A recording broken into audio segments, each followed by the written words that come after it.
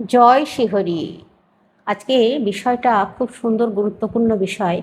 অঙ্গারক অঙ্গারক দোষ। অঙ্গারক দোষ কি আজকে আপনাদেরকে বলবো। আর অঙ্গারক দোষ থাকলে আপনাদেরকে একটি বিশেষ উপায়ের কথাও আজকে বলে দেব।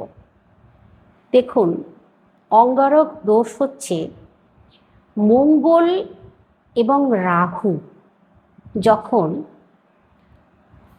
পরস্পরের সাথে থাকে, মানে পরস্পরের প্রভাবাধীন হয়, তখনই এই অঙ্গারক দোষ তৈরি হয়। আর অঙ্গারক দোষ তৈরি হলে তাহলে এটা রাহুর দ্বারাতেই কিন্তু হচ্ছে। তো অঙ্গারক দোষ তৈরি হলে মানুষের জীবনে কি কি হয় জানেন? অতিরিক্ত রাগ চলে আসে অকারণে, দুর্ঘটনা ঘটার ঝুঁকি বেড়ে যায়, তারপর দাম্পত্য জীবনে সমস্যা তৈরি হয়। তো এমনই অনেক কিছু হয়। অস্থিরতা কীরকম জানেন? সমস্ত কিছুতেই আপনাকে খুব অস্থির লাগবে, আর অস্থিরতা আপনাকে তাড়া করে বেড়াবে সমস্ত কাজে। অতিরিক্ত পরিমাণে একটা ভেতর থেকে ফোর্স আপনাকে অস্থির করে তুলবে। এগুলো অঙ্গারক দোষের জন্য হয়ে যায়। তো ওই যে আপনাদেরকে বললাম, মঙ্গল আর রাহু যখন পরস্পরের সাথে থাকে তখন এইগুলো ঘটনাগুলো ঘটে। আমাদের জন্মছকে এই গ্রহদের অবস্থান অনুযায়ী গ্রহরা তো ঘোরে আর নক্ষত্ররা স্থির থাকে।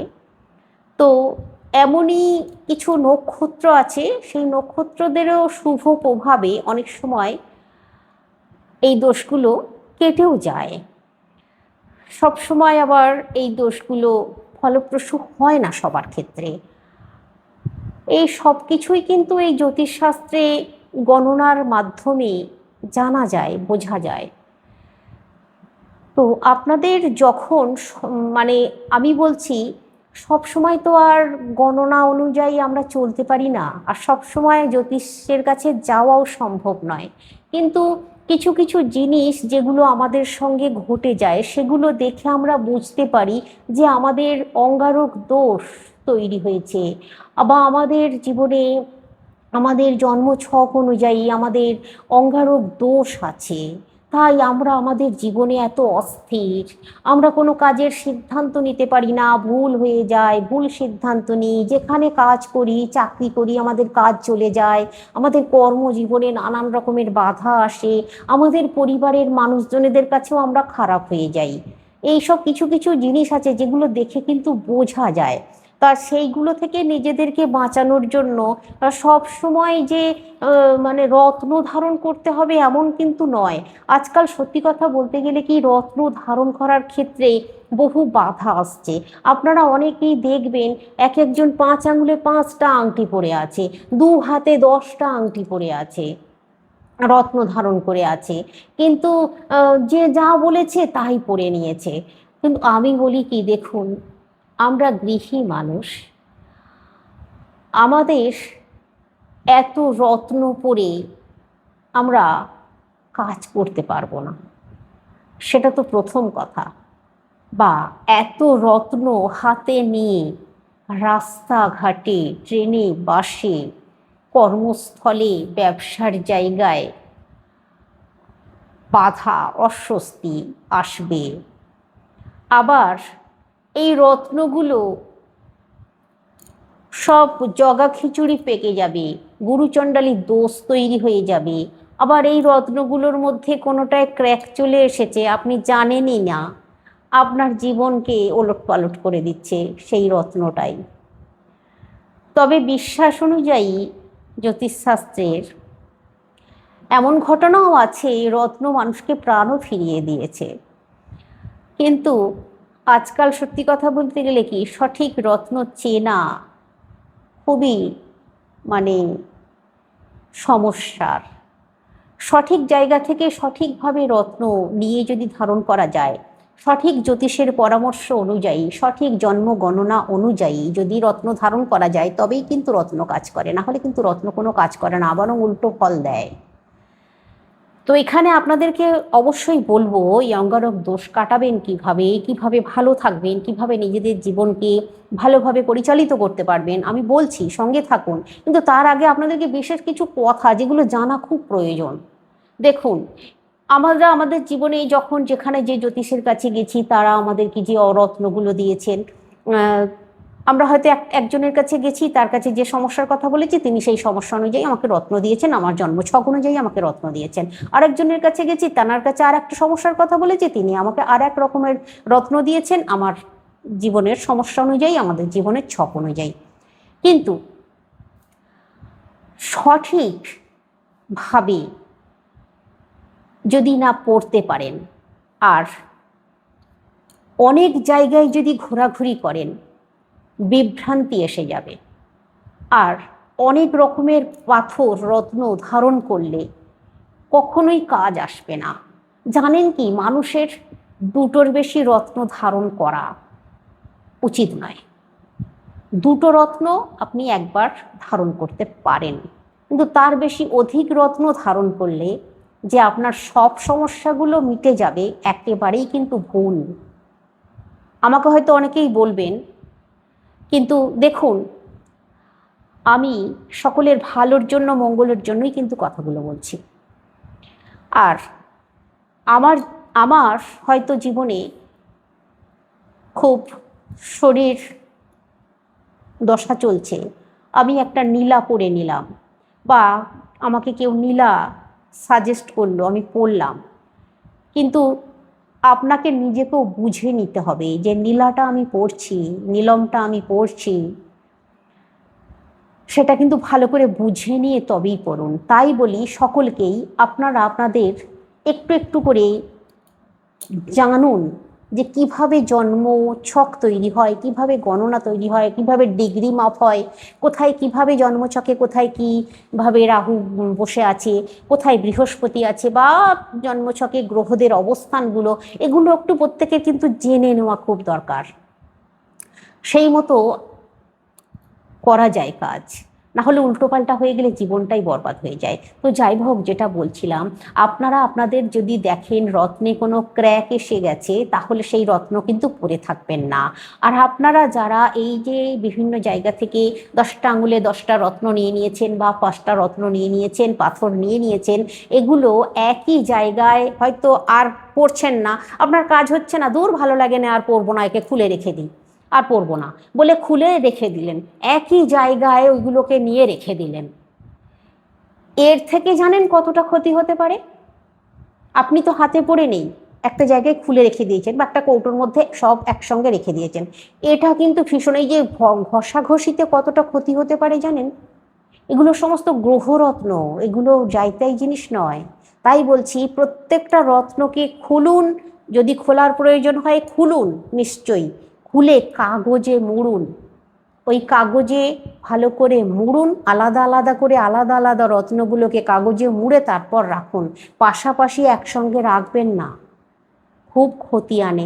এগুলো কিন্তু বলে দেওয়ার খুব প্রয়োজন, না হলে মানুষ জীবনে খুব অসুবিধের মধ্যে পড়ে যাচ্ছে, আমাকে অনেকেই বলেছেন।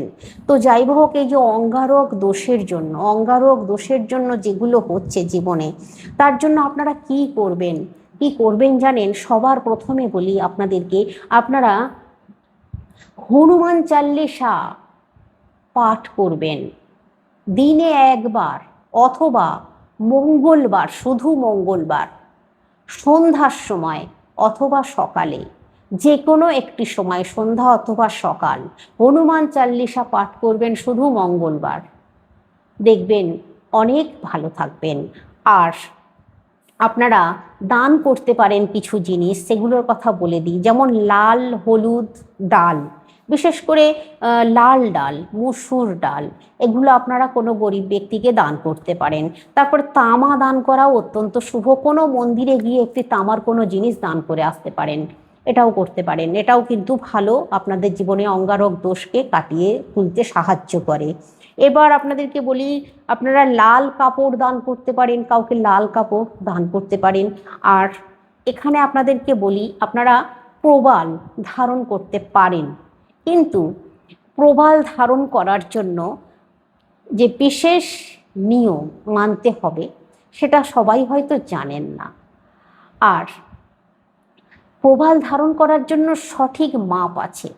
আপনার ওয়েট অনুযায়ী, আপনার যে স্থানে আছে আপনার এই মঙ্গল রাহু, সেই অনুযায়ী আপনাকে নিতে হবে, পরিমাণটা সঠিক নিতে হবে, তা না হলে কিন্তু কাজ হবে না। পরিমাণ মানে এই যে রত্নের রথি হিসাবে হয়, আপনাকে সেই পরিমাণটাই নিতে হবে। আর ওয়েট অনুযায়ী আপনারা নিতে পারেন। মনে করুন আপনার যে ওয়েট, সেই ওয়েট অনুযায়ী আপনারা জ্যোতিষীকে বলুন, আপনার ওয়েট বলুন। উনি যদি আপনার ওয়েট না জিজ্ঞাসা করেন, আপনি অবশ্যই আপনার ওয়েটটা বলুন এবং সেই মতো জ্যোতিষীকে বলুন প্রবাল দিতে, উনি দেবেন, নিশ্চয়ই কাজ হবে। সেটা করতে পারেন, তবে সঠিকভাবে সঠিক জায়গা থেকে প্রবাল কেনার চেষ্টা করুন, তবেই কিন্তু কাজ হবে, না হলে কিন্তু হবে না। তো এবার আপনাদেরকে যেটা আর একটা বিশেষ গুরুত্বপূর্ণ বিষয় বলে দিই, যে যেমন ধরুন আমাদের যেই জন্মছকে 27টি নক্ষত্র আমাদের আছে, 27টি নক্ষত্র মানে জ্যোতিষশাস্ত্র অনুযায়ী 27টি নক্ষত্র। তো এই 27টি নক্ষত্রের মধ্যে যে ভালো ভালো যে নক্ষত্রগুলো শুভ ফল দেয়, সেই নক্ষত্রগুলোর মধ্যে যেমন ধরুন আপনাদেরকে বলছি, যেমন অশ্বিনী, রোহিণী, এরকম ধরনের নক্ষত্ররা, তারপর মৃগশিরা, পুষ্যা, হস্ত, এরকম ধরনের নক্ষত্র। এই যে পুষ্যা নক্ষত্র, এই পুষ্যা যে নক্ষত্র আছে, এই পুষ্যা নক্ষত্রে আপনারা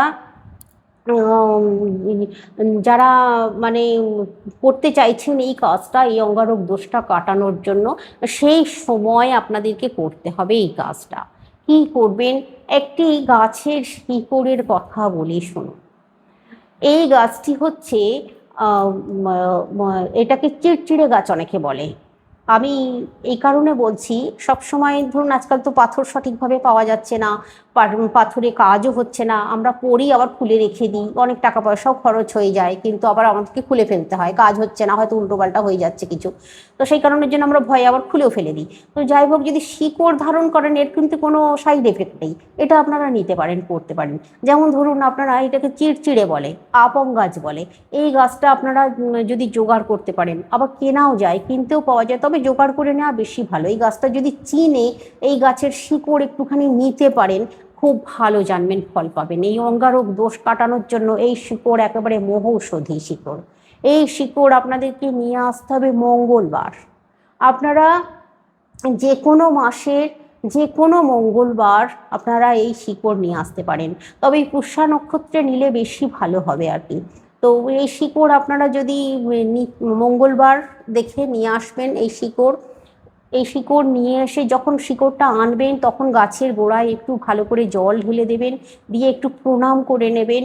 দেখুন, জ্যোতিষশাস্ত্রেও কিন্তু একটা আধ্যাত্মিকতা আছেই এর মধ্যে, জ্যোতিষের মধ্যেও, জ্যোতিষশাস্ত্রের মধ্যেও আধ্যাত্মিক ছাড়া কিছুই কিন্তু নেই। আমরা ঠাকুর দেবতা ছাড়া কিছুই কিন্তু করতে পারি না।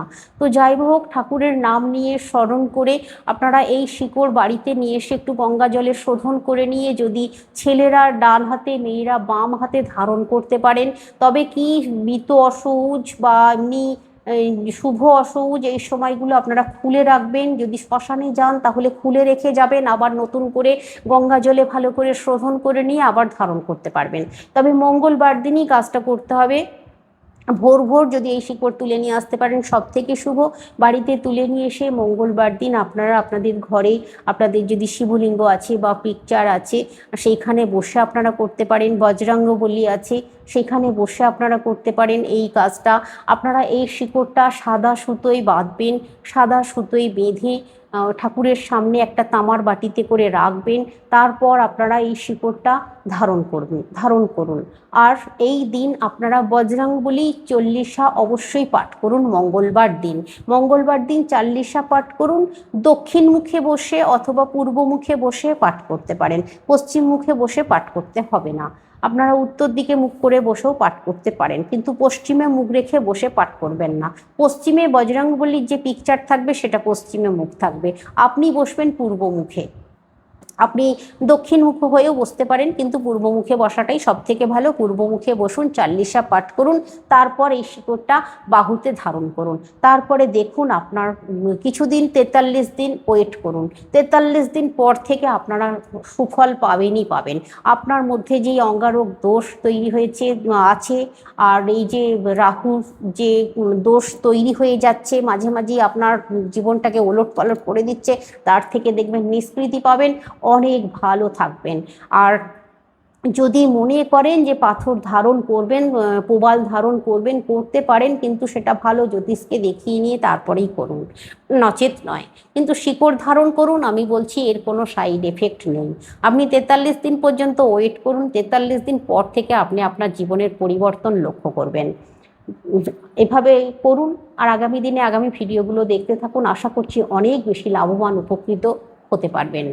আপনাদের জীবনের যে সমস্যাগুলো চলছে, আমাদের এই জীবনে, আমাদের এই জন্মছকে এই গ্রহদের যে দোষের কারণে আমরা নিত্যদিনে সমস্যায় পড়ছি, ভুগছি, সেই সমস্ত দোষ থেকে কিভাবে নিজেদেরকে বাঁচিয়ে রাখা যায় সেই সমস্ত উপায় আমি আগামী ভিডিওগুলোর মাধ্যমে সব একটার পর একটা বলে যাব। আপনারা আশা করছি নিশ্চিন্ত মনে যদি করতে পারেন, সেইভাবে যদি চলতে পারেন, কিছু মন্ত্রের দ্বারায়, কিছু ধ্যানের দ্বারায়, কিছু শিকড়ের দ্বারায়, বা কিছু পুজো অর্চনার দ্বারায় আমি আপনাদেরকে বলার চেষ্টা করছি। আপনারা সাথে থাকুন, আশা করছি লাভবান উপকৃত হবেন।